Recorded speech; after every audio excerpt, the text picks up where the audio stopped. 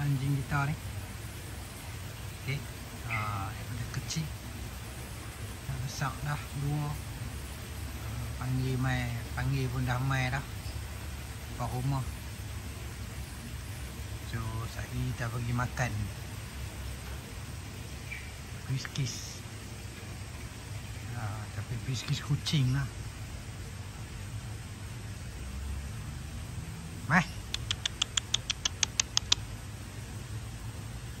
Panggil pun macam panggil kucing dah.